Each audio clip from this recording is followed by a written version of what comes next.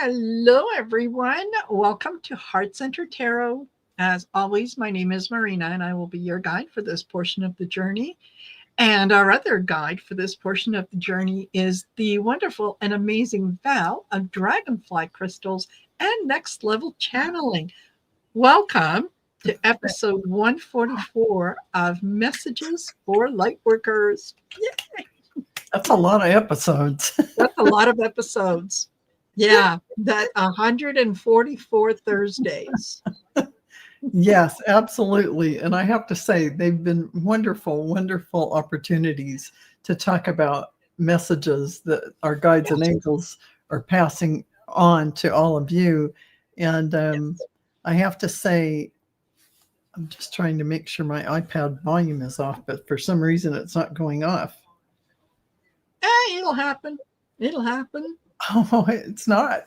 I'm going to have to turn it off. I don't know why it wouldn't go down all the way.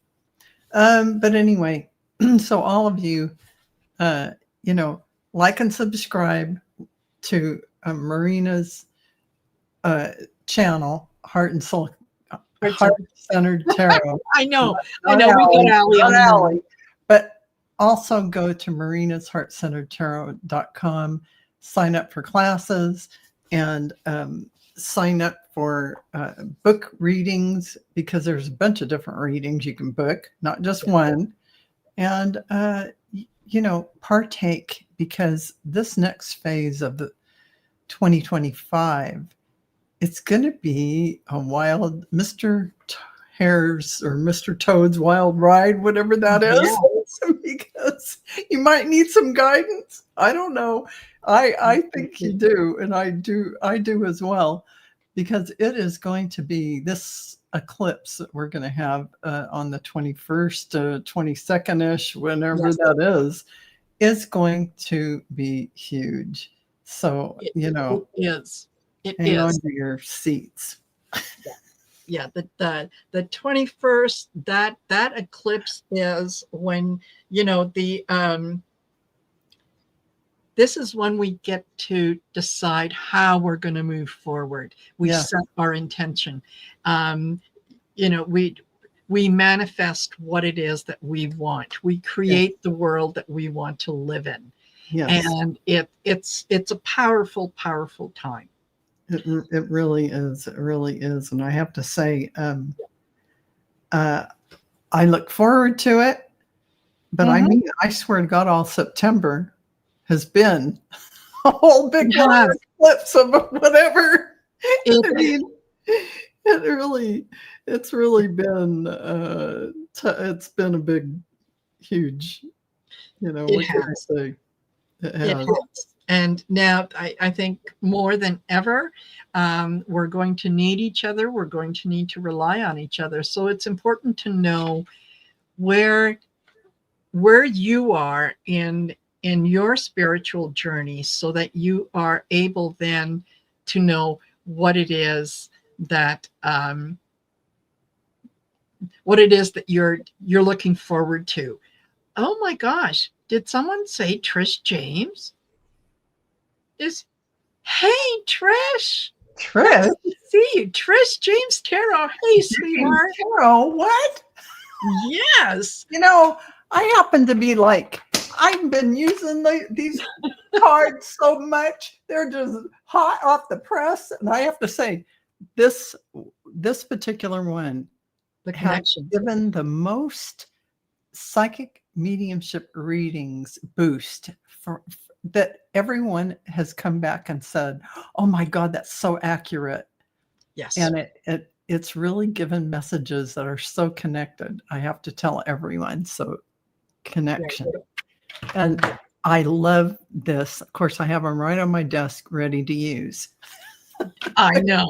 I mean, it's so insightful. So insightful. Totally. Those are my two favorites, but I still haven't used. Wait a minute. Wait for it. I haven't.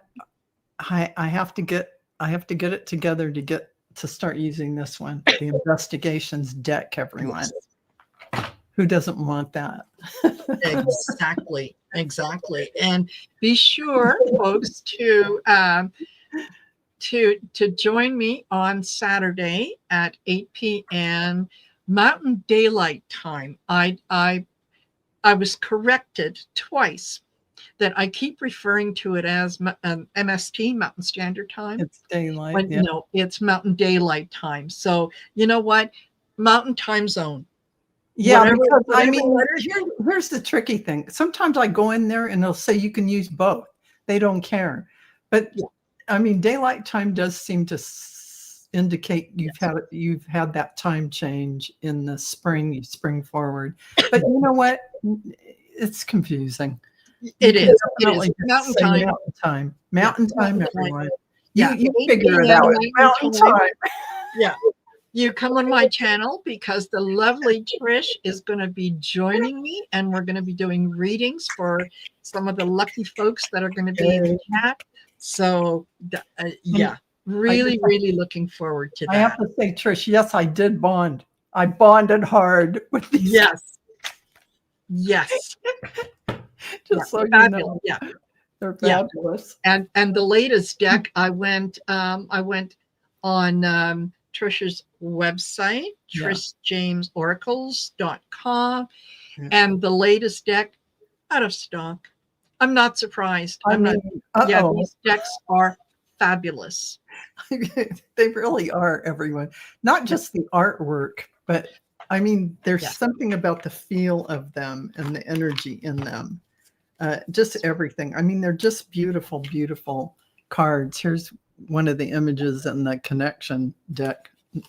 And fabulous. Look at that. That is just gorgeous, gorgeous, gorgeous. Okay. Yes. Yeah, absolutely. Absolutely. So quickly, going to say hello to Amanda Carroll, Anita K, Jackie B, Artist Liz, hello, Juniper Vale, Lauren Hunsinger, and Laura Snap. I love that name. Laura Snap.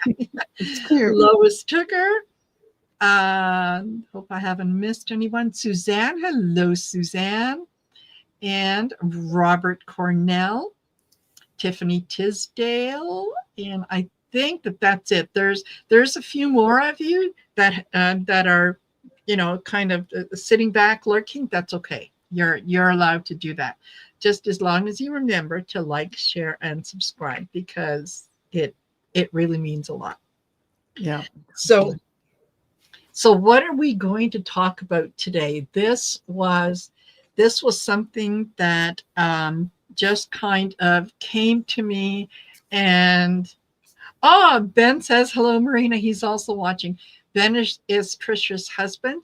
Oh, and yeah, he likes to ask questions when she's doing readings, and primarily one of his big questions is, am I going to be able to retire, and can my wife look after me? So, man, yeah. I mean, that's a sense of humor. Hello, Ben. That's a good one. Yes, it is. It is. And hello, Edward Kenneth. Nice to see you here. So this, I'm going to try to explain to you how this came to me, but it so makes sense, particularly at this time, particularly for those that are light workers, because most light workers are empaths. And why it's important for us to have this discussion now. And that is with what came to me, and I had to go online and get a little more information, was individuation. It's a big term, big concept, but it can really be compacted for those that are empaths. And I'll tell you why. This is Carl Jung defined individuation as an ongoing, lifelong process of psychological integration and self-realization, where a person develops a unique complete, and integrated personality distinct from the collective. It involves bringing unconscious content, such as the shadow work and the animus, into consciousness through methods like dream analysis, and to foster a holistic sense of self and achieve one's individual potential. Where that becomes important is his theory was that most empaths are people who developed a sense of being able to read the moods and actions of those around them for self-survival. Yeah. And through that, you learn, and sometimes it's your own learning.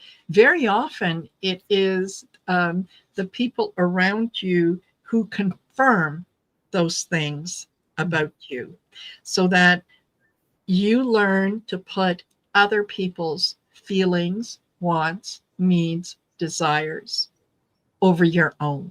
Yeah.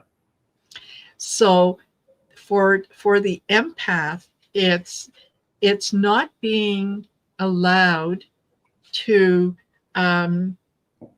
as a child, and as you progress, to feel that sense of almost a righteous selfishness, almost giving yourself permission to put yourself first. Yeah. Not in a selfish way, but to believe that you are a sovereign being who has a right to exist on your own without needing to be the catalyst for other people.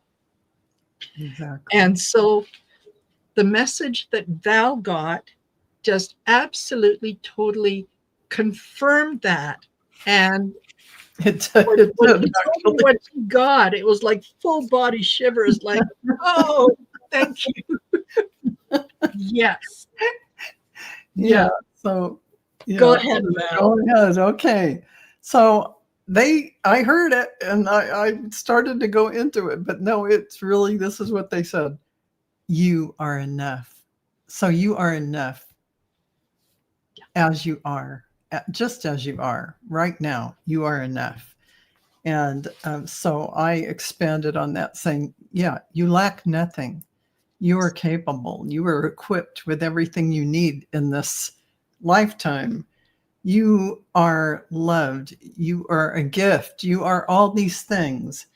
No matter what is reflected to you by your childhood or anything growing up, as far as you not having boundaries and having all these things hit you, thinking, that's not who you are. You're your own individuated spark of divine source.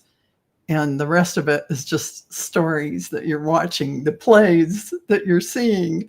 And those are the things that you are working through to see yourself clearly, Yes. But actually, the art of knowing that you are enough is really a key. And humanity's been conditioned to believe worth must be earned, proven, or measured by doing. Yet, in your essence, before you've accomplished anything, healed or created, you are already complete. You came incomplete. Yeah. So this is it. Being versus becoming. Being that huge ball of the solar sun, that source energy that you are. You don't have to become it, you are it. You are it. So it's just, the key is switching your perspective, and it's wholeness even amid imperfection, because we are humans here in this human vessel, and we see these things, our shadow sides pop out and all this stuff. So you may feel you are unfinished, flawed, or not not exactly there yet, but the cracks are where you see the light shining through. And they are the sacred text of your incarnation that the soul is asking you not there. It's not asking you to be perfect. It's not asking you, only present in the moment. That's all we have to do is be present now. and be who we are. So the old paradigm whispers, do more, heal more, achieve more, then you will be enough. But the guides say, pause, rest into your awareness that you are already sufficient. When you rest here, action flows with grace instead of struggle. And so that divine mirror, every sunrise, every flower, and every star says the same thing. Existence itself is enough. A rose does not strive to be a tulip, nor does a river apologize for its bends. You are a reflection of divine source in your uniqueness. And the cards that I pulled are connect to the eternity within. So this is let yourself be held by love. And these are the inner child cards. You know the way. You know the way. Trust your intuition on this journey. You can do hard things. You can do hard things. It's not as impossible as it may feel. Really. We'll get to that in a minute. Yeah. Choose yourself. Choose yourself. Do not deny your importance. Do not deny your importance as this beautiful spark of God. So speak to yourself with kindness. Become aware of how you speak to yourself every day, that mind script. Make sure it's saying nice things to you. And if it's not, tell it to take a back seat. Yes. Say, I don't agree with you. Go sit in the back of the car and run wild.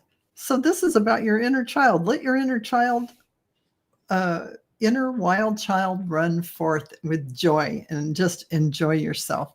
Because I don't know if you can hardly see that butterfly sitting on a horse, but it is really that childlike innocence that we may have pushed down or that has gotten pushed down. Let that flourish. Let that out and watch a sunset or and look at birds flying and listen to the songbirds and feel that joy of just nature being itself and free. That beautiful feeling you get when you look at clouds floating by. Yes. And that dreamy imagination, let that flow, because that is your really big channel to everything, that imagination channel, that creativity. Let it free, let it out, and let yourself flow. So Marina. Absolutely. Absolutely. And Tiffany Tisdale, this is perfect because I was kind of going to cover this next. Yeah. It's hard to have boundaries with the ones that brought you up. Yes. So it is because we each assume a role within our family. Sometimes they are ones that we assume ourselves. Other times they are the roles that those around us have placed on us. Mm-hmm. And they have given us indications that this is how we are going to function. This is how we are going to survive within this family unit, right? So think about it in terms of, there's the one child who is the peacemaker, yeah. Right? When everybody else is arguing and they are the ones that come in and kind of smooth the ruffled feathers and so on. So they have either assumed or they have been given the role and they have accepted it because they haven't formed into that fully sovereign individual yet. They haven't gone through the individuation process yet. That happens when you're older. That happens when you're looking back on things that happen in your life and the circumstances and the people who were there. It's not until you're older that you can recognize that these were things that were given to me, or things that they were told to me about myself, and I accepted them. That's right. That's There, right. so there's the one who's the peacemaker, the one who is always gentle, like you're the child that never throws a temper tantrum. And then there's the troublemaker child. Troublemaker, yeah, the one who, oh, don't get him or her going, and so on. So when we learn what it is that we need to survive within that family model, that's when we start to, and especially when we're older, that's when we start to realize that part of our new survival, part of the new person that we are becoming, is that we need to set boundaries with especially those people who brought us up, so that you're not constantly the one who, you're not carrying other people's luggage for them.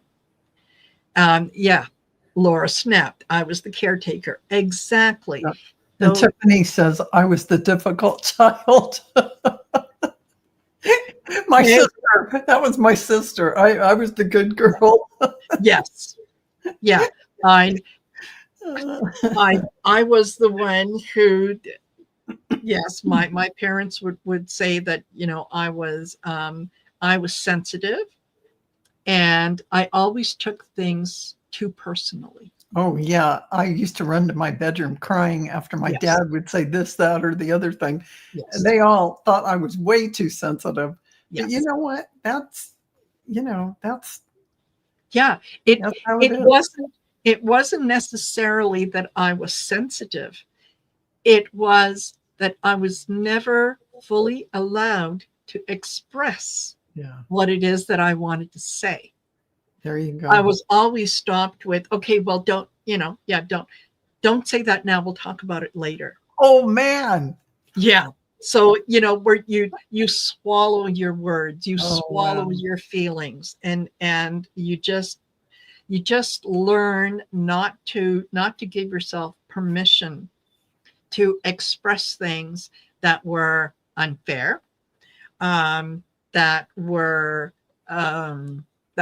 wrong in some way or whatnot, that you just almost like you didn't have permission to feel the way that you felt. Yeah, I definitely grew up with that, because you got praised if you went to somebody's house, and if you didn't say anything and you sat there like a rock, they praised you for that behavior. Yes. So you were it's enculturated that we weren't supposed to speak up and give our mind, we're not supposed to have opinions.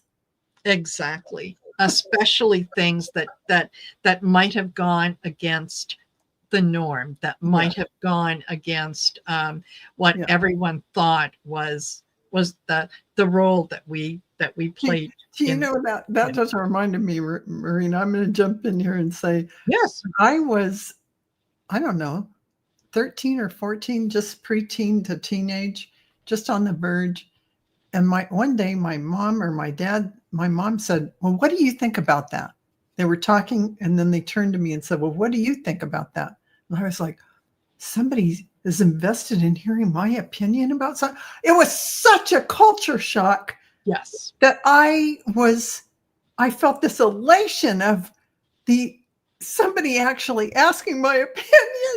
Yes.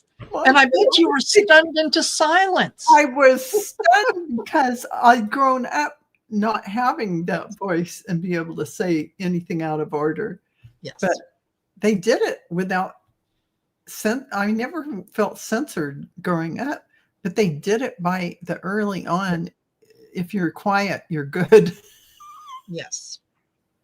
Yes. So It, exactly. I just want you to realize how much somebody asking my opinion. It took that long till I was like 13 or 14 for somebody to turn to me, my mom and dad sitting together, and ask me what I thought about a current topic or whatever. It was like, Yes. am I a person now? I am personhood. Totally. Totally. Yeah. I mean, nobody ever asked me about anything.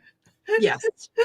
And I know that a lot of you are resonating with what we have, what we are saying, because this Lightworker community, the people that are here now, the connections that we have made wasn't by accident. It really truly is by grand design, that we are here to give each other permission to become those sovereign beings, to recognize that when we set boundaries, we are recognizing that we no longer need other people's permission to be who we are, that we can exist on our own as we are, with, and we don't have to justify it to the no. people who gave us the family icon of the good girl. Yes. Exactly. And so the I was telling Val backstage, what one of the classes that I offer is self-care is not selfish. And I didn't quite fully grasp why I had put that together until today, until this individuation, the recognizing that I can stand outside of everything that I have been told about myself, and I can decide which things I'm going to resonate with and which things I'm going to fall by the wayside. Yeah. And with empaths, that is one of the hardest things to learn, is how do we set boundaries with especially people who brought us up. Because remember, as much as we are playing the role that we have been told we need to take, they are comfortable in the role that they have given us. And it's not like, our parents just woke up and said, yeah, okay, this is who's going to play what part in our little family. They too went through the same process, where their parents gave them the kind of the unwritten script of who it is and who you are, and so on. So there's naturally going to be that pushback, that when you do start to recognize that, you do not need to be the family peacemaker. You do not need to be the family recorder who keeps track of everyone's birthdays and anniversaries and so on. That you can step aside from that and say, I choose not to do that anymore. First thing that you're going to encounter is a lot of the people around you is, what's wrong? You're not yourself. Exactly. Okay? Is there something wrong with you, Nat? I just noticed something. You're not the same anymore. Yes, exactly. Exactly. And so that's when you know that you are growing spiritually, and you are getting to that self-realization, that individuation, that you are becoming a sovereign person in your own right, that does not depend on a lot of the rules and things that have been thrust upon us, that You have a right to say no. You have a right to experience that selfish growth that you were denied as a child. Right. Sometimes, accidentally, sometimes unconsciously, sometimes very consciously. And, if you think in terms of those stage moms, or the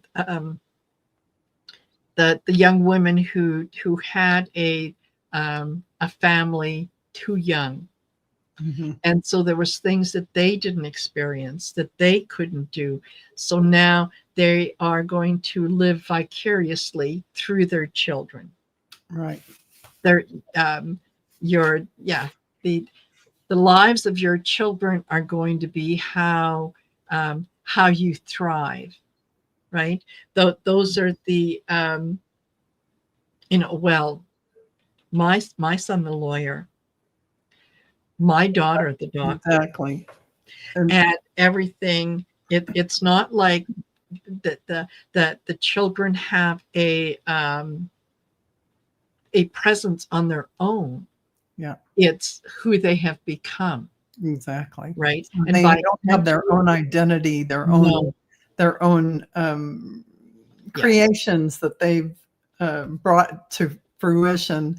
They yes, just are piggybacking on what they've created. But here's the thing: even if you didn't explore some of these things and go, "Oh, that's not me. That's not me," and as we mhm, hit our 30s and then we get to 40 and 45 are the ages. You could call them midlife crisis. You can call it anything you want. It's really breaking that role, breaking that yeah, family icon, how you were created into this image. You are not going to carry forward. Generally speaking, it's the time when you review all those things. It just happens.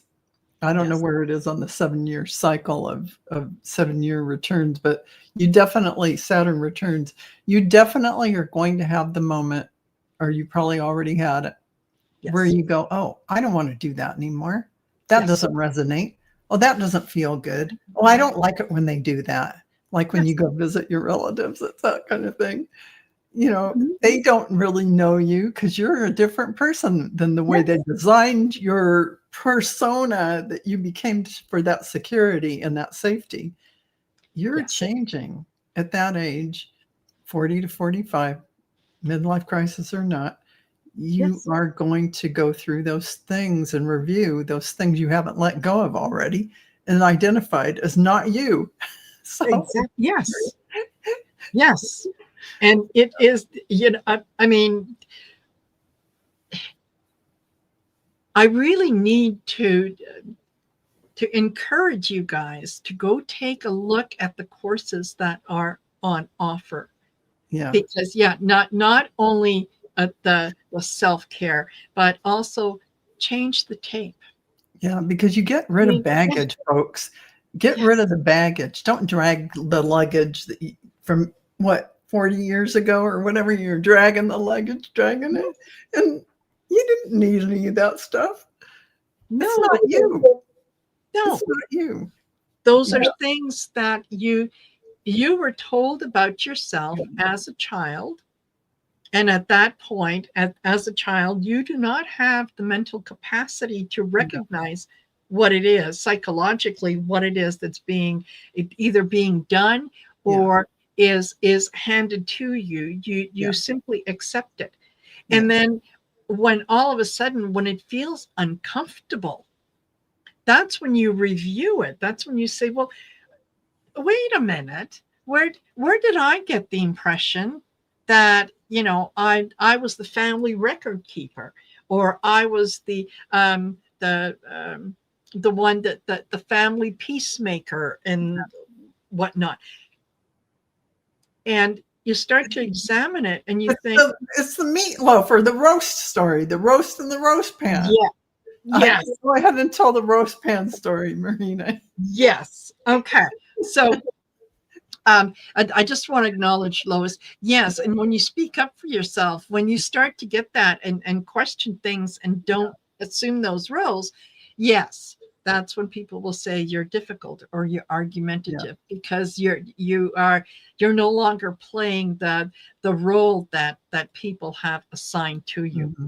And yeah, the roast is a really really good example. A roast ham, whatever it is. Whatever it was. And yeah, I'm sure that you have all heard, some kind of But it story that goes. gives a good analogy of it. Yes. And it's, yeah, young couple, they're newlyweds, and they're in the kitchen, and they're cooking a meal together. Let's say they're making a roast together. Yeah. And the husband observes his bride taking the roast and cutting it in half, putting it in the roasting pan, and putting it in the oven. And he says, honey, why did you cut that roast in half? And she said, oh, I don't know. But my mom has always cut it in half, so that's just the way I learned how to make it. So the next time that they are at the parents' house, the young groom says to his mother-in-law, by the way, mother-in-law, silly question, why does my wife cut the roast in half? She said, that's the way you do it. And the mother-in-law says, yeah, absolutely. And, I've always done that because that's the way that my mom cooked a roast. Okay. So the next family gathering, when everyone's there and the grandmother is there, the young groom says, my dear darling grandmother, the grandmother of the wife that I love, why does she cut the roast in half before she puts it in the roasting thing? And the grandmother says, really? They still do that? Okay, well, the reason that I did it was when the grandfather and I were first married, we didn't have a whole lot of choice when it came to some of the implements and pots and pans and things Roasting that we used. pan. So we were given a small roasting pan. And the only way that I could fit the roast in that small roasting pan was to cut it in half. So here was something that was initially done out of necessity, because we didn't have a small roasting pan, a medium, and a large. We just had the one. That the children watched as the grandmother made the meal and said, oh, that's how you make a roast. Regardless of the size, you cut it in half. Yeah. And this is true. This is true. This is what we take on, and we think it's ours. And then we go, wait a minute. What am I doing this for? This doesn't even fit. It doesn't fit who I am. It doesn't fit how I'm going through life. I don't think I'm going to take that on anymore. And, let it drop away. Yeah. Whatever that may be, change it. If your mom couldn't go to bed without, making sure every single dish was out of the sink and put back away, or whatever that is, but you're exhausted and you want to go to sleep, just go to sleep. It'll be there in the morning. Exactly. Exactly. Don't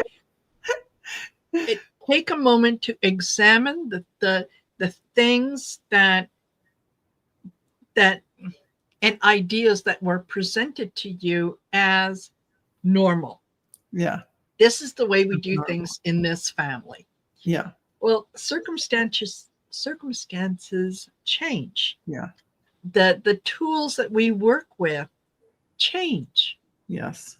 So we don't need to just automatically go with it and say, well, this is the way it is.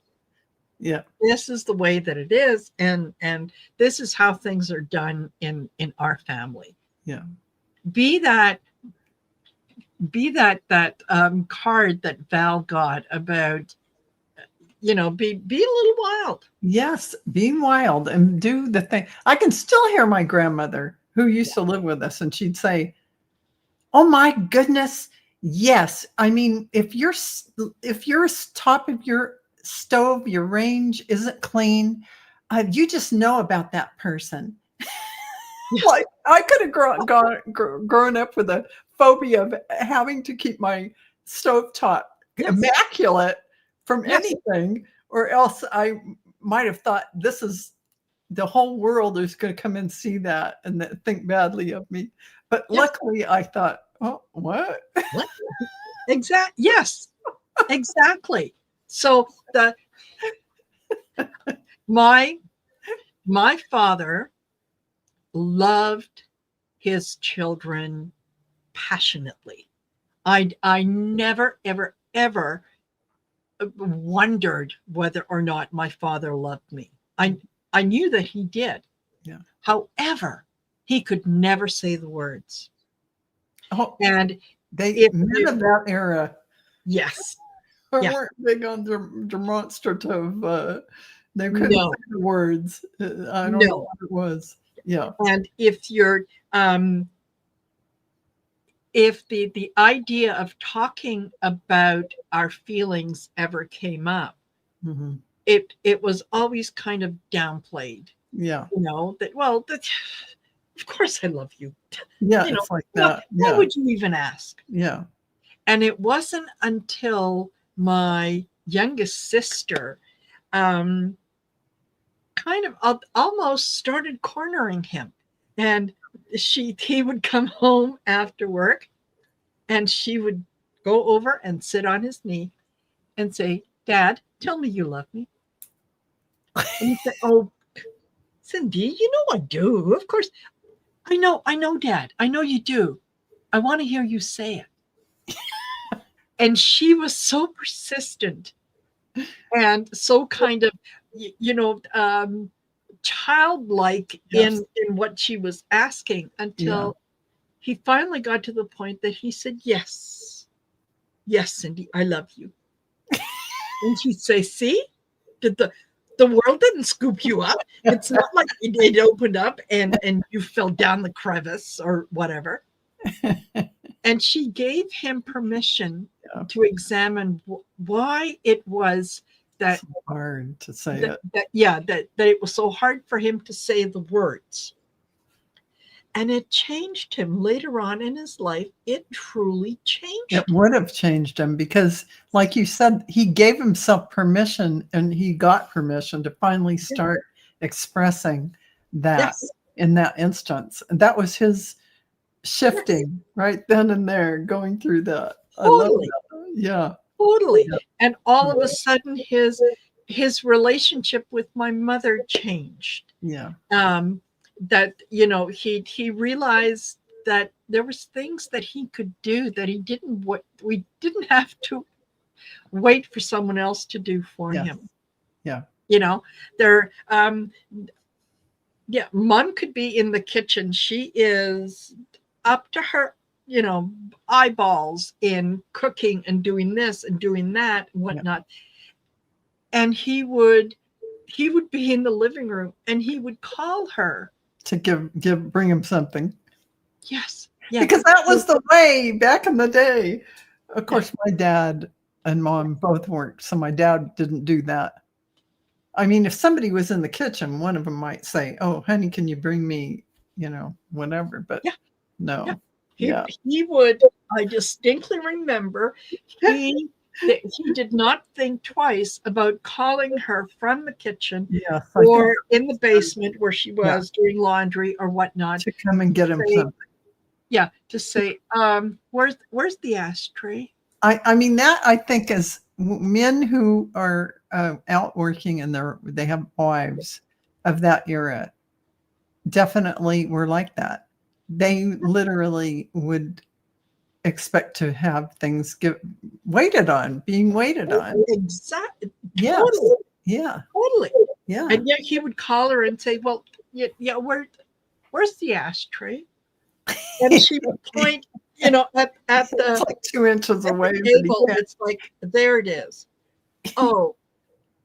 And then she had to pick it up and move it closer to him Yeah, so because that he it was can't. right in front of him. Yeah, exactly. Right? Yeah. That's that was just the way that they assumed those roles and they played those roles. And one of the things that my sister was able to do by making him actually say the words, "You know I love you. Yes, yes, I love you." Yeah. All of a sudden, he wasn't calling mom from the basement to ask where the ashtray was. You know, he did the adult thing, and he looked around and he said, "Oh, there it is. Okay, Yeah. See, I can get up. I can pick it up, and I can put it in front of me." Right? Yeah. And I have to say, oh, go ahead, Marina. No. Go ahead. I was just going to say, Judith is saying, and Val, unless you have 5 girls and get it yourself. Yeah. In my house, my mom and dad both worked.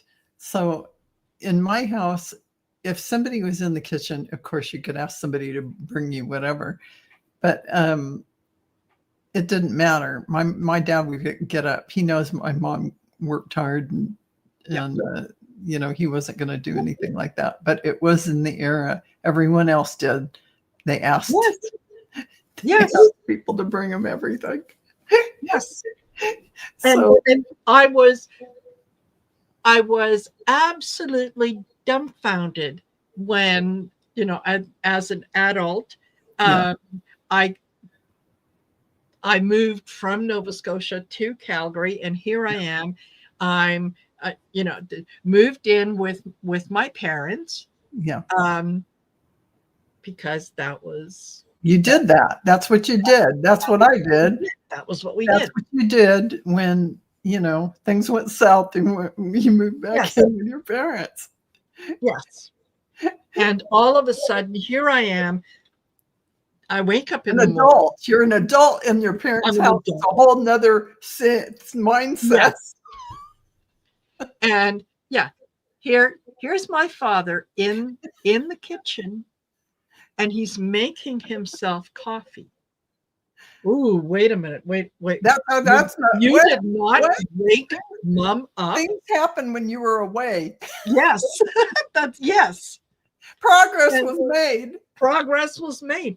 And here's my father not only making his own coffee, but making a coffee for mom. So that when she came in the kitchen, he could say, "Here, I made coffee for you." And she says, "Thank you." And I went, "What the hell happened to my family?" Yeah. Is this some kind of pod came in and replaced him? Yeah, candid camera. Am I on candid camera?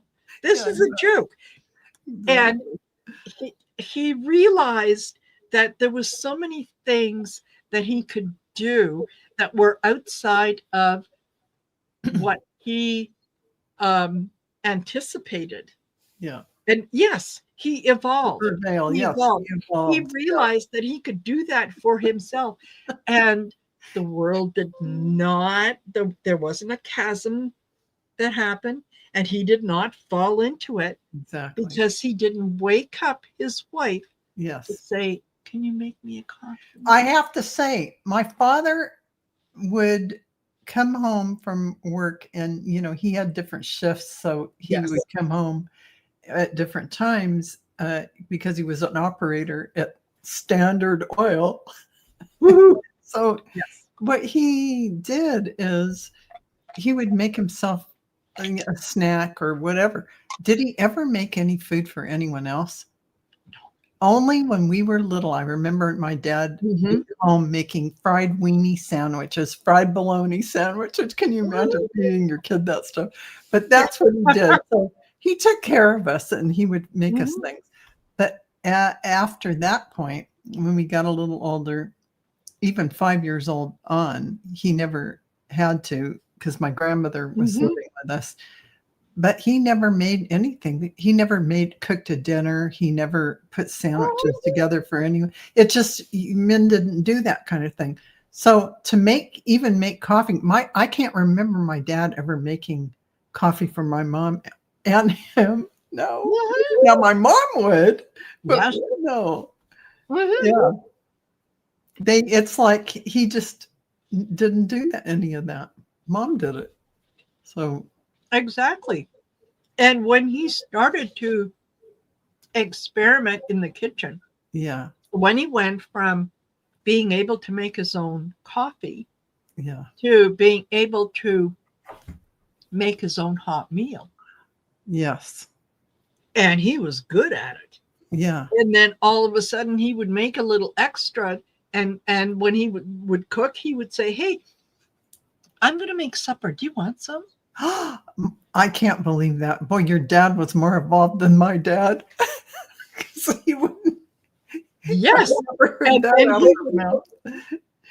Yeah, he he did. would get the acknowledgement that, Wow. yes, I would like some. Wow. And it would, anyway, the last, I would say 10, 15 years Yeah. of his life, he was a different person, a totally different person. And part of it was, and I, I mean, to a great extent, my sister was the one who started Yeah. all of that by jumping on his knee and saying, "Dad, tell me you love me." Yeah. He couldn't resist his No. youngest daughter, No. and with something like that. He just Exactly. he had to melt. He did. He did. And he realized that not only could he talk about things that he was never able to talk about before, but he Yeah. could do things. Yeah. And he Can could you do things imagine? I mean, he evolved. There's he no did. doubt about that. He did. Absolutely. And when he changed the way that he dealt with us, we changed the way that we dealt with him. Right? Yeah, And so exactly. Right? all of a sudden, yeah, our family grew as a result Yeah. of that. One child saying, "Tell me you love me," and him being brave enough to do it. Yes, and he had to be brave enough because that was a big thing in that era. Getting that out of somebody's mouth back then, a Yes. man's mouth, it's like it doesn't happen very often. Yes. I mean, my dad did say it, but it was, you could count the times on your hand, how many times.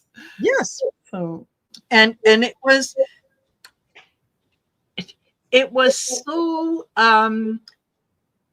so lovely to be able to have those conversations with him, especially as I got older, he got older, and he would say, "Well, I don't know why I never told you I loved you. You know I did, right?" And I'd say, "Yeah, without question. Without question. I knew he did." But it was just something that, yeah, he never did. yeah, Right? It was something that he never did until he was kind of pushed into that. So I guess, he went through his own individuation, yeah, and it allowed me to go through mine, and to the point that, yeah, all of a sudden I'm questioning the things that I accepted about myself and the things that I heard about myself. yeah, And I could review them and say, you know what? That doesn't resonate with me anymore. I'm okay with letting that go. yeah, absolutely. And Absolutely. man, oh man, life certainly got um, a lot kinder, a lot gentler, Yeah. a lot nicer, a lot more accepting. Yes. Right? A lot more accepting. Yeah, definitely. And we became better people. Yeah. Right? So I guess when we go through the things that we go through, we realize that our individuation is something that we constantly work towards. It's being able to look at Okay. Integrating one's dark side or repressed traits, which can cause, sometimes problems if we don't address them, if we don't look at them. And it's okay to do that. Yeah, definitely.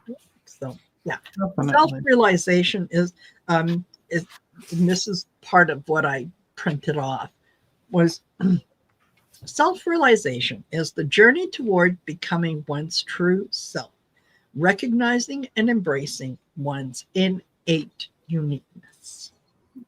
Absolutely. It's true. That's right. It's exactly right. And that's what we're all here doing. That's the game.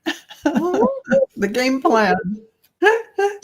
And since we are individuated sparks of God, then we come down and we have these experiences that try and tell us who we are, but they're not us telling us who we are.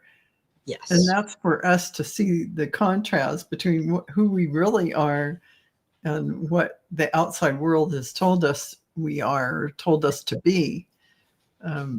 Yeah. Yes, so. Exactly. And hold on, let me put this up here. Play, Love, Remember said, yeah, my family never expressed feelings other than be angry at you. Yeah. I mean, my dad could do anger pretty well. Yes. He could do cranky and tired. Yes, exactly. And Play, Love also said, God's going to punish you. That's what her mom said. And she said, now look at my mom like she had 3 heads. God? Yeah, exactly. God, who is this God person who's going to punish me? Who's going to do that? Like. That's like, if you ever had anybody say those kind of things to you, you're like, none of that makes sense. Like there's some vengeful God, the Almighty God, love everything, love, like, yes. Yeah. And all of a sudden, no, you didn't do it right. I'm gonna. Yeah. I mean, how many of us were singing the song about Jesus loves me? Yes, yes, he does. And the Bible tells me so. The Bible tells me so, but then there's this vengeful God who's gonna. No, it doesn't. No, doesn't happen. Doesn't compute. Doesn't happen. Something's wrong with that story. So I guess, kind of in closing,